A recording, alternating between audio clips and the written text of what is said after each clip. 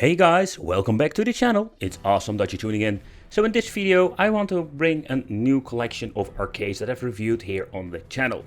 Yeah, this is not like a top 10 or top 5, it's just a collection of different cabinets that I find very interesting now, even in 2021. If they are for sale, then there's something depending on what kind of resale you want, like in the US or in the Netherlands or other parts of the world.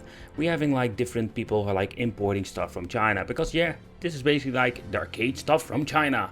All of these devices have been made over there, and there are all kinds of versions, from Moto Combat, Pac-Man versions, Marvel vs. Capcom, and the last couple of years I've reviewed a couple of them just to show you here on the channel what can you get and what can you expect.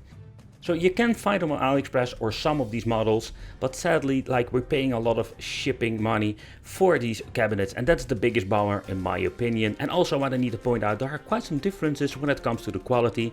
I went to a couple of companies just to see what are we going to get, and I was surprised to see that between the two companies I've reviewed a couple of these cabinets, there were actually like quality differences. And you can see like even if they are looking the same on the picture, in the end it can be a very big difference between the cabinets. Okay guys, so let's begin with the 42-inch Moto Combat massive cabinet, but also like a slim edition.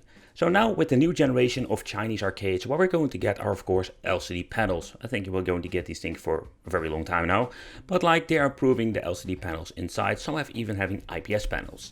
But then overall, when you're looking at the marquee, when you're looking at the side, oh man, some of these stickers are completely messed up or squeezed or they're stretched up, because basically they're using like the old school decals and they are messing it up, man. Like some things doesn't look that great when you're giving a very good look at it. So look at this, like they are using the original artwork, but it looks kind of weird and kind of squeezed in some ways. So I find a little bit of a bummer that I'm thinking, hey, why are you not making something unique, especially when you're making a completely different model when it comes to the quality. And overall, the wood quality, they are using very thick MDF, and this is what you're going to get with most of these cabinets. But there are also like some minor differences when it comes to, let's say, the artwork quality, what kind of quality we're going to get, but also with the T-molding, joysticks, and you name it. I do like this model. I don't like this, let's say, metal plating when you can put your feet on. I like the way it looks slim, but then overall I am not the biggest fan of this model, but I still wanted to put it in this video. Despite it is a slim model, it's still a gigantic machine when you're looking at the back. The form factor is kind of weird in my opinion, and yeah, if you're looking at what's inside, there is not even a PC or something like inside. Most of the time, this one was even running on the Pandora box number 6 back in today. They also messed it up with the dragon logo at the front. They are basically facing the same way. A little bit of a bummer, like at least like mirror the one at the right. The display itself looks very nice, and 42-inch is just a gigantic display for an arcade machine. Yeah, widescreen combination with the Pandora box, it doesn't squeeze it back to 4x3 or having like bezels with a Raspberry Pi. That's a little bit of a bummer. And overall, like I did notice, like with this cabinet, the quality of the buttons is not that great. Like some of the companies will sell actually like Senwa buttons and joysticks, but this thing has like the wiggle Chinese joysticks with the horrible cheap Senwa clone buttons. It's a little bit of a bummer, but it does the job. The classic retro arcade all-in-one. So here in the Netherlands, they are selling, or they sold a lot of these arcade multi-games, and they were like packed up with a lot of classic games. The classic arcade marquee doesn't look that bad, and the side is not bad at all. But when you're looking at the front, it looks kind of weird, like they actually squeezed some pictures together, and we're having this gigantic cabinet with this tiny coin mechanism. It's kind of weird. But then overall, what you're going to get with this was really going back to the basics. No fancy 42-inch screen. What you're going to get is like this horrible, like the most horrible joystick I have ever filled in combination with 3 buttons. So what I hated about this cabinet is like 3 button layout is not good enough, because if you want to upgrade it with something else, you need to drill some holes. Also, it comes with a very tiny special rotated LCD display, because I must say that this device or this arcade cabinet was specially made for the old school games. So you need to think about Donkey Kong, Pac-Man, Dig Dug, you know, like where we're going to need a vertical display. And this device was specially made for that. So also, if you want to upgrade it, that's going to be an issue. Maybe there are still some sellers in your country selling this arcade machine, but overall I want to include it in my list because I think it's quite interesting. It's a real classic one when it comes to the games. There are not even a lot of games, but there were some fun games on them. So we're a little bit spoiled with all the stuff we can buy nowadays. So the arcade has a lot of classic ones: Mappy, Pac-Man, Galaxian. You can upgrade it if you drill some extra holes for the buttons. You can rotate the display inside. So there were some options with this, quite interesting. But the classic arcade is one of my less favorite ones. But again, I just wanted to include it in this video. Next up, Marvel vs. Capcom, the full-size arcade slim that I've reviewed some time ago. So this is a great example of how cool these cabinets can be. I went to the same store again and he asked me to make a video about this cabinet, and I would love to, because I'm a big fan of arcades and Marvel Capcom, I love it. The weird thing is, like, it's a Marvel Capcom 3 cabinet, and of course we're having the game Marvel vs. Capcom 2. There is no Marvel vs. Capcom 3 game in it. Kind of weird, but okay, confusing. But and overall, like, you can see, like, it's a sim model. It looks slightly different than the Moto Combo edition, because here you can see we're having quite some differences when it comes to these cabinets. Quality wise, but also the artwork on this thing was just fantastic. It looks amazing. The coin door, actually like this gigantic coin door, everything looks like a really nice high quality product. I must say that this model didn't came with a trackball. The new edition does. Just wanted to point it out. So we're having like high quality buttons now, like we're having like the authentic arcade buttons, or the authentic game buttons I know of, like the Run Travel one with the clicky switch on it. And the joysticks are actually like the real Senwas. Okay, but I wanted to point out the Pandora Game 3D is in this machine, and personally this is one of my favorite boards. And yeah, there is still a lot of improvement needed with this one, but it had a lot of potential and was way better than Pandora Box number 6 that I have shown you in the beginning of this video. It comes also with an, let's say, the Chinese famous amplifier that we can. So you can use this device as a Marvel vs. Capcom arcade machine in your home, but you can also just use it if you want to earn some money. Okay, volume control over here. We can change out the treble, the bass and the balance.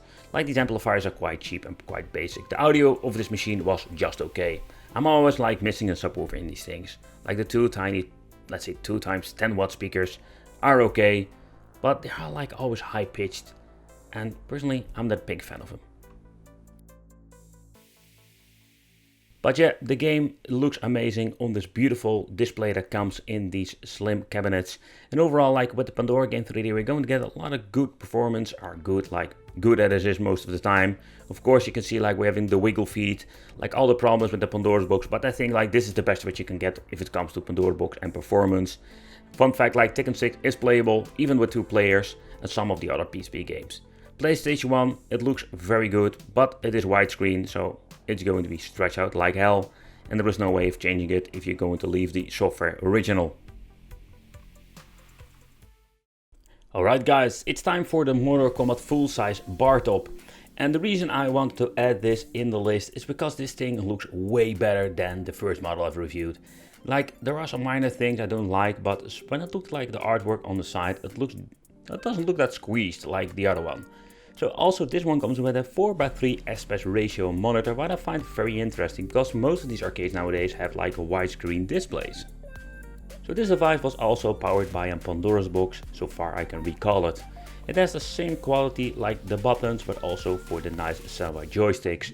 And I want to point out that this is something that is not common. I noticed like with all these machines I've reviewed, and also I've double checked sometimes, is that you can see like there are quite some differences with the joysticks and the buttons, and I hate it when you buy something for a lot of money, because these devices are not very cheap to buy. I need to replace the buttons and the joysticks because they are so freaking awful. See, the only thing I didn't like was having the Mortal Kombat decal, and there is one button hole that's basically drilled through the M. See, that like the minor things that really annoys me. I would say like remove the Mortal Kombat or make it smaller so it basically looks a little bit better. Like the minor things that they just mess up in my opinion. You can see from the side decal a part is missing from his arm because the decal is not positioned correctly. But then overall it comes with a very nice IPS beautiful display, and it looks amazing, especially when you want to have the original aspect ratio. You can play the game like it should be.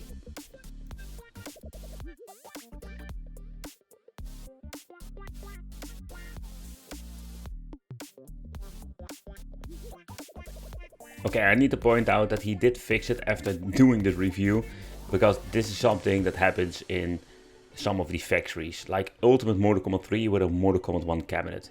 And I must say that I don't understand of him, like they instantly sent a new marquees for his machine, so very glad that they fixed it, because that is in my opinion a no-go for me. Like everything needs to be perfect, especially when you're paying a lot of money for these devices. They're also going to get with the same amplifier like all of these machines, the same cheap ones. The amplifiers will do, let's say, good enough when it comes to two little speakers. Next up, the Pac-Man Classic Vertical Arcade Cabinet. In the beginning, when I was starting YouTube, a lot of these, let's say, resellers had this Pac-Man and some other versions. This one did came with a trackball. It's very unique because in trackball you don't see it on old cabinets. Nowadays with the new generation of arcade cabinets you see like a lot of trackballs. But I find it quite interesting because this device has been completely specially made for the arcade classics. You need to think of course like Pac-Man, Dig Dug, Burger Time, the games that just requires a vertical display. So you're still limited. So there is no way of swapping the display, so what you see is what you're going to get. Most of the times these devices will run on a very old piece of hardware. Maybe you can find them, or basically if you can find this thing for cheap, you can slap a Raspberry Pi in it. It can do some amazing stuff. You can also play some shmups with them. The T-molding, the chrome T-molding, I think it's looking very nice, but that's of course my personal taste. The marquee light up looks very nice. The only downside I find, like you see the two pieces of metal that hold the marquee on place, but even the side art of Pac-Man looks very nice.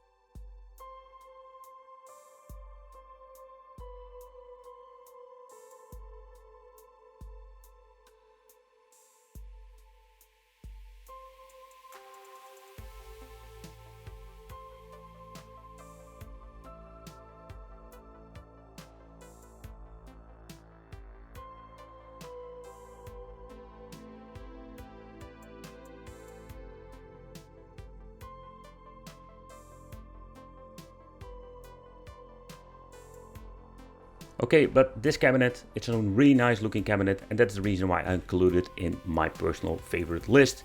Okay guys, so let's go with the show and let's see what we're going to get more, because there was so much stuff you can get when it comes to arcade in 2021.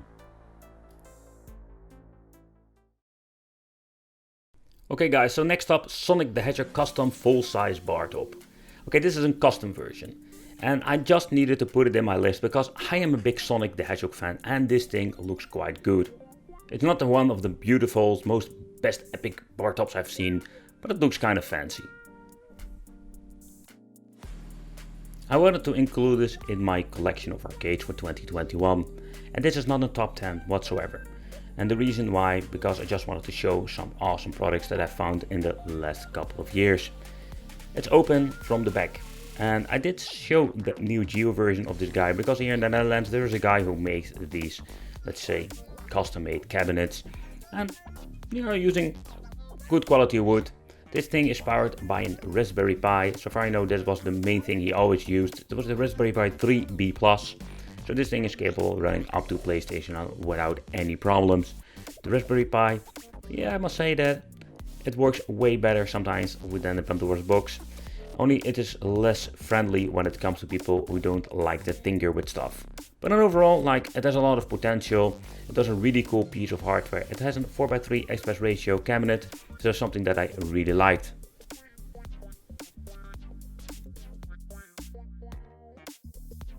Another thing I didn't like were the marquees. Like, the marquees were pretty basic. It was just a sticker slapped on it. It still looks nice because this cabinet is quite old. So it's not really that fancy like the previous models I have shown you here in this list. But overall it looks kinda cool. So if you're like a big fan of Sonic like me, I would like just to have it for my Sonic collection. It's a really cool thing. The side art is a kind of weird, like it's the marquee and some decals like the retro Sonic, but they are using the modern Sonic at the side. I'm not a big fan of it. I would like to see like having a classic Sega/Sonic arcade. But yeah, there was not a lot to say about it. It got a Raspberry Pi and very nice, beautiful, old school 4x3 aspect ratio. Just an old school monitor that he is using. Yeah, at least like don't leave it open at the back because I hate it. But overall it plays very nice. It got just the clone Senwa joystick and buttons. But overall I just wanted to include it because it's a really cool cabinet to see. Next up, the Pac-Man Classic full-size cabinet. It's a copy of the Classic, but with some minor improvements. So to begin with, we're going to get a 6-button layout. Because even if this thing looks similar to an old school Classic one, come on guys, everybody wants to play more than only Pac-Man games. And that is what they are going to do with these old school cabinets. I know that this thing was like different versions, like we're having the Mario edition, we're having like Fix-It Felix, Pac-Man and Donkey Kong. I think there were like 4 different versions I've seen. Some have of course like always minor differences. I don't like the coin door by the way on this thing, because it's covering up the front decal. And overall the quality is not bad at all. And that's using the same quality wood. The T-molding is orange, I think it looks kind of fancy with this. It's better than black or chrome, but overall the quality of the stickers were not that bad. The guy who I made this video for back in the day, I think he doesn't have this cabinet anymore on stock because he has moved on to the slim edition that I've shown you here earlier in the video. What I don't like is the coin door because it's basically covering up the full sticker. A little bit of a bummer in my opinion. It comes with the same high quality Samba joysticks and it comes with the arcade buttons, the long travel ones. What I really like about these cabinets, the way how they did the cable management. Look at this. It looks really nice. And you also can see like you can switch out the monitor, like putting it differently 45 degrees. So I like it. It comes still with a very old mainboard, but you can swap these out with, for example, a Pandora's box. And not to forget, you can swap the monitor. You have 6-button layout, so you can convert this to a better machine. So what I like about these machines, they look nice. You can upgrade them always later if you want to. So in overall, it's not a waste of money. If you need to do some maintenance or swapping out buttons, you can remove this very easily, the control panel itself, and swap out some things. And overall, the monitor has a VGA connection. There's not a problem with the Pandora's box. But I want to say like a little bit of a bummer in my opinion. I wish they had like HDMI. Okay guys, so we're finishing up this video with the crazy expensive 10k plus arcade machine. Yeah, seriously, so this thing was super expensive. I'll explain you short why this is. Would say check out the full review if you want to have more information in general. So this machine was made by Daniel. So Daniel is a very creative guy and he wanted to make an ultimate arcade machine. He did see a lot of my videos and he was thinking, hey, it's all fun and game, but for me I want to have something that is completely overkill. So he designed this cabinet, including the art from scratch. Everything you see, he made it by himself. There is no Chinese factory that basically make this. There are some guys in the US that have stores that can buy the kits. That's getting really close because I have also like these crazy things you can do with it. And by the way, most of them don't have a mini fridge in it. But what I like about this machine is that you can basically play everything. This thing is packed with a PC inside, in combination with Hyperspin. But what makes this thing so expensive? It's not a mini fridge, no, not at all. So what makes this thing super expensive is that everything he is using, like not the cup holders, not the fans or the PC. The PC is expensive. There's like, I think like the PC at least is like 1,000 euros. But it's the control panel where he spent a lot of this money. So first of all, everything is from Ultimark. And Ultimark is just super high quality. It plays fantastic. But everything you buy from them are just completely over the top when it comes to the prices. But of course, quality needs to be paid. So that includes like the buttons. If you go into car, start counting how many buttons you're needing in a setup like this, you can tell you that will explain why it's so expensive. I'm not even talking about the trackball, the joystick, the spinners that he used, but also all the encoder boards that you need to buy. Because everything is from the brand Ultimark. And of course not the cheap ones, no, the RGB version, including the freaking ball tops are like RGB. It's just one big disco show, if you ask me. And to make it even more crazier, he added an extra screen inside the panel itself. And also what you're going to get is an Elgato Stream Deck. The spinners are just super high quality. They are not like compared with the Ed Game spinners. They are even having some extra weight to it to spin a little bit longer. So it's just over the top in every single way you can think of.